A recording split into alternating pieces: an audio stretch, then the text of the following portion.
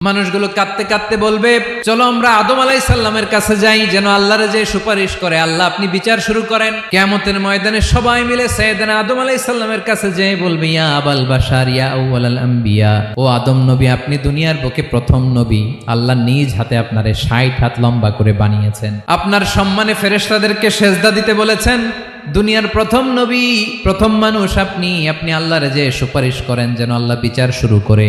আদম আলাইহিস সালাম বলবেন, আমি পারবো না, কারণ আল্লাহ আমাকে একটা নিষিদ্ধ গাছের কাছে যেতে নিষেধ করেছিল, আমি ভুল করে এই গাছের ফল খেয়েছি। নাফসি নাফসি, আজকে আমার কি হবে আমি জানি না, আমি বড় লজ্জিত।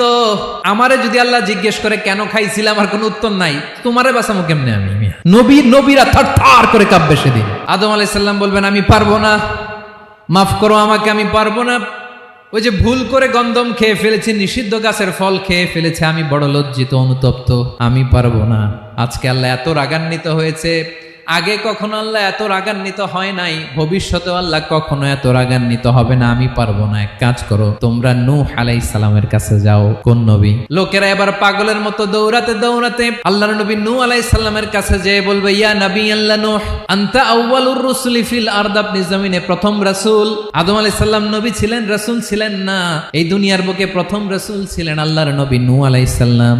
সবাই বলবে, ও নবী আল্লাহ নূহ, রাসূল আল্লাহ নূহ, আল্লাহ আপনাকে আবদান শাকুরা, শুকর গুজার বান্দা বলে কোরআনে বলেছে। কোরআনে নূহ আলাইহিস সালামের নামেও সূরা আছে না নাই? আপনি আল্লাহর প্রিয় বান্দা, প্রিয় রাসূল। দেখেন আমাদের কি দশা, ঘামতে ঘামতে শেষ, জমিনটা তামার জমিন, সূর্যটা মাথার কাছে, কি করবো আর পারি না, ঘামতে ঘামতে আর কত ঘামবো, কত দাঁড়িয়ে থাকবো। আল্লাহরে যে বলেন বিচার যেন শুরু করে। নূহ আলাইহিস সালাম বলবেন, আমিও পারবো না, আমিও পারবো না, আমি আমার ছেলের জন্য এক কথা বলে ভুল করে ফেলছি।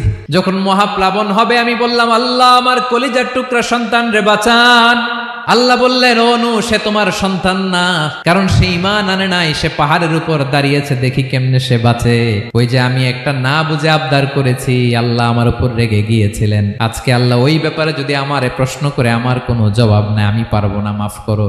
তোমরা সবাই মিলে আল্লাহর খালিল ইব্রাহিম আলাইহিস সালামের কাছে যাও। লোকগুলো পাগলের মতো খুঁজতে আরম্ভ করবে, অযুত লক্ষ নিযুত কোটি মানুষের ভিড়ে আল্লাহর খালিল ইব্রাহিমকে যেয়ে বলবে, ইয়া খালিলুল্লাহ, ও আল্লাহর খালিল, আল্লাহ আপনাকে বড্ড ভালোবেসেছেন, আপনি কাবা বানিয়েছেন, আল্লাহ আপনাকে বড্ড পছন্দ করেন।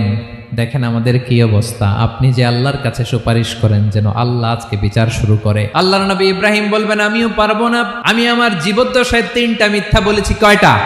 আসলে মিথ্যা না, একটু টুইস্ট করে কৌশল করে কথা বলেছিলেন, ওইটাকে হাদিসে মিথ্যা বলা হয়েছে। আমি জীবনে 3টা মিথ্যা বলেছি, জীবন বাঁচানোর তাগিদে কৌশল করে 3টা কথা বলেছি। আজকের এই কঠিন ময়দানে আল্লাহ যদি ওই 3টা কথার ব্যাপারে জিজ্ঞেস করে, লজ্জায় আমি মাথা দেখাতে পারবো না, আমিও পারবো না, আমিও পারবো না। আজকে আল্লাহ এত রেগে আছে, আগে কখনো এত রাগে নাই, পরেও রাখবে না।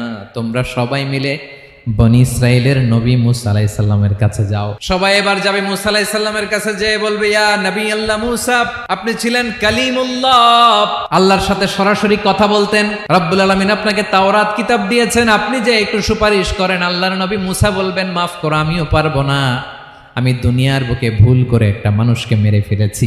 আমি মারছিলাম আদব শিক্ষা দেওয়ার জন্য এক থাপ্পড়, এই থাপ্পড়ে যে ওই লোক মরেই যাবে আমি জানতাম না। আজকে আল্লাহ যদি জিজ্ঞেস করে কেন মারলা, জবাব আছে।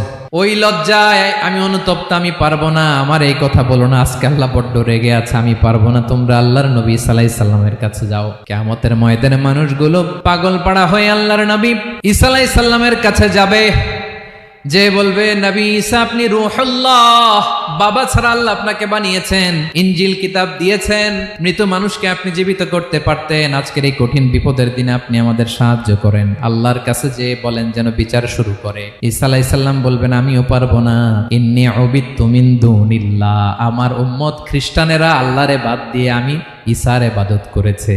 আমার মা ম্যারি আর আমাকে ডাকতো জেসাস ক্রাইস্ট, আমার ইবাদত করেছে, যদিও আমি আমার ইবাদত করতে বলি না। ঈসা আলাইহিস সালামও ইবাদত করতে বলেছেন একজনের, তিনি কে?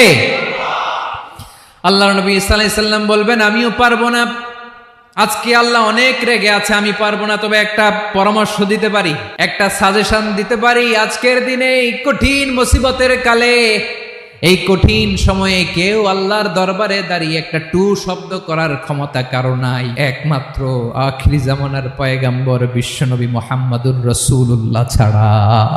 মানুষগুলো এবার আগুনের মধ্যে পানি দিলে যেমনি আগুন নিভে যায়, দাউ দাউ করা হৃদয়ে জ্বলন্ত আগুন তাদের ঠান্ডা হবে। কিয়ামতের ময়দানে ওই বিভীষিকাময় সময়ে মুসিবতের কালে মানুষগুলো পাগল হয়ে বিশ্বনবীকে খুঁজতে আরম্ভ করবে।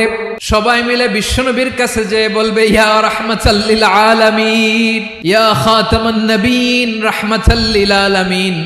দেখেন আমাদের কি অবস্থা, কি কঠিন বিপদে আমরা আছি, দাঁড়াতে পারি না, সূর্যের আলোতে ঘেমে হয়রান।